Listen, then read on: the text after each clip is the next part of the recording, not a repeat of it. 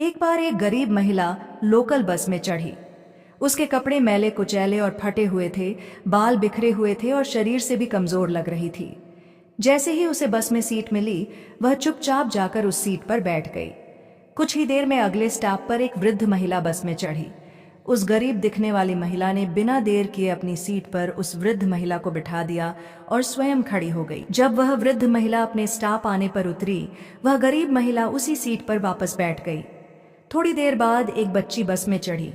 बच्ची को खड़ा देख उस महिला ने फिर से अपनी सीट पर उस बच्ची को बिठा दिया और आप खड़ी हो गई। बच्ची का स्टॉप आने पर वह बच्ची उतरी तो उस महिला ने वापस सीट संभाल ली।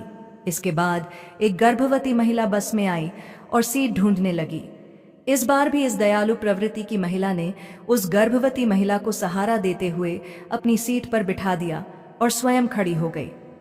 जब गर्भवती महिला का स्टॉप आया तो उसे सहारा देकर उठने में मदद भी की और दरवाजे तक छोड़ा भी, और उतरते समय उसका हाथ पकड़कर उसे नीचे उतरने में सहायक बनी। वापस फिर अपनी सीट पर बैठ गई। थोड़ी देर में एक सामान्य महिला बस में चढ़ी। वह न वृद्ध थी, न बच्ची और न ही गर्भवती। पूरी तरह स्वस्थ लग रही थी। फिर भी उस गरीब पर दिल से अमीर महिला ने अपन सीट छोड़ते हुए उस महिला को बिठा दिया। यह सब दृश्य एक महिला जो अध्यापिका थी देख रही थी और बहुत आश्चर्यचकित हुई। उसने सोचा, वृद्ध महिला, बच्ची और गर्भवती महिला के लिए सीट छोड़ना समझ में आता है, लेकिन एक सामान्य महिला के लिए सीट छोड़ने का और बार बार सीट छोड़ने का कारण क्या हो सकता है। जब बस अपने आखिरी स्टॉप पर पहुंची तो अध्यापिका ने उस महिला से पूछ ही लिया। अध्यापिका बोली, बहन, मैंने देखा कि आप बार बार अपनी सीट दूसरों को दे देती थीं, जबकि उस सीट पर आपका भी उतना ही हक था। बैठे रहने का फिर आप क्यों खड़ी हो जाती थीं? गरीब दिखने वाली महिला मुस्कुराई और बोली, मैडम जी, मैं दूसरों के घरों में काम करती हूँ। बर्तन साफ करना, खाना बनाना और झाड़ू पोंछा करने का काम करती हूँ। मेरे पास अधिक धन नहीं है कि किसी को दान दे सकूं, भंडारा कर सकूं या किसी को भोजन करवा सकूं, लेकिन मेरे पास कर्म है। दान देने के लिए धन नहीं है, कोई बात नहीं। हवन यज्ञ करने के लिए धन नहीं है, कोई बात नहीं।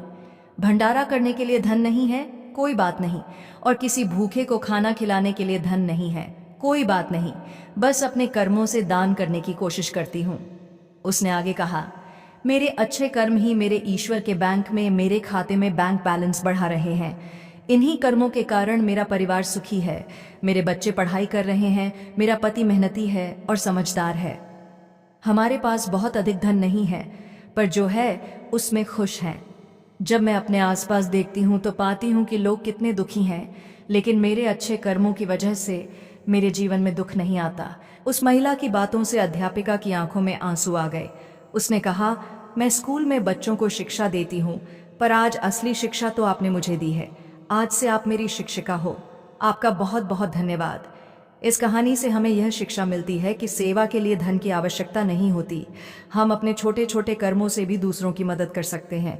किसी बुजुर्ग को सड़क पार करवा देना, किसी ज़रूरतमंद की सहायता कर देना और किसी को प्रेम से मुस्कुरा देना, ये सब कर्मदान है। जब हम दूसरों के जीवन में खुशी लाते हैं तो वह खुशी हमारे जीवन में बूमरैंग की तरह वापस लौट कर आती है। अपने अच्छे वक्त में बुरे वक्त की तैयारी करो और बुरे वक्त में अच्छे वक्त की। जब अच्छा समय हो तो लोगों को इतनी मदद करो कि बुरा समय कभी आए ही ना।